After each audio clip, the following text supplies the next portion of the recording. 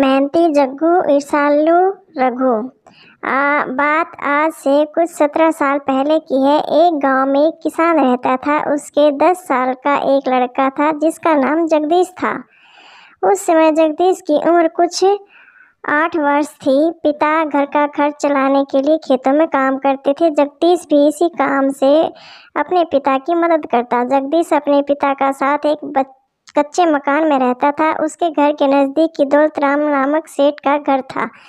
सेठ के भी जग्गू की उम्र का ही लड़का था जिसका नाम रघु था। रघु बड़ा ही घमंडी किस्म का लड़का था। उसे लगता था कि उसके पिता बहुत अमीर हैं, इसीलिए वह जगदीश को देखकर हंसता और उसे चिढ़ाता था। गर्मियों का मौसम था। कड़ी धूप। मई के महीने में सूरज आग उगल रहा था। इतनी तेज धूप में जगदीश और उसके पिता खेत में काम कर रहे थे। दौलत राम का लड़का बगीचे में बैठा आराम से रसीले आमों का मजा लेता। साथ ही वह उन्हें आम खाते हुए जग्गू को चिढ़ाता रहता।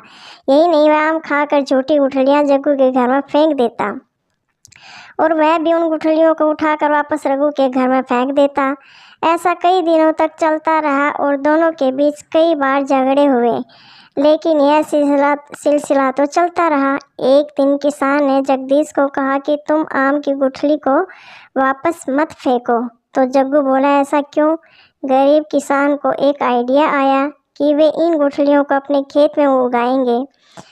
जब रघु आम की झूठी गुठलियों को उठाता तो वह ले जाकर उन गुठलियों को अपने खेत में उगा देता। रघु अब भी आम की गुठलियों को जग्गू के घर पर फेंकता था, लेकिन अब जग्गू उन्हें वापस फेंकने की बजाय उनको खेत में उगा देता। उसने कई गुठलियों को अपने खेत में गाड़ दिया। अब बस उसे पेड़ों को बड़ा होने का इंतज़ार था। मौसम बदल गया और बारिश का मौसम आया। ऐसे ही कई मौसम बदलते गए और 17 साल बाद यानी आज जग्गू का आम का बहुत बड़ा व्यापारी बन गया है। 17 साल पहले उसके उगाई गई आम के पेड़ अब बहुत बड़े हो गए हैं। उन पर मीठे मीठे आम आने लग गए। जग्गू उन्हें बाजार में बेचकर अपने व्यापार को बड़ा कर रहा है।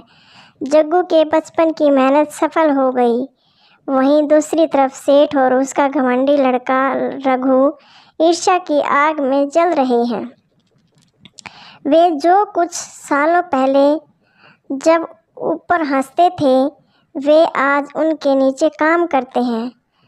इस कहानी से हमें यही सीख मिलती है कि कभी भी किसी की खराब परिस्थिति का मजाक नहीं बनाना चाहिए। Thanks for watching.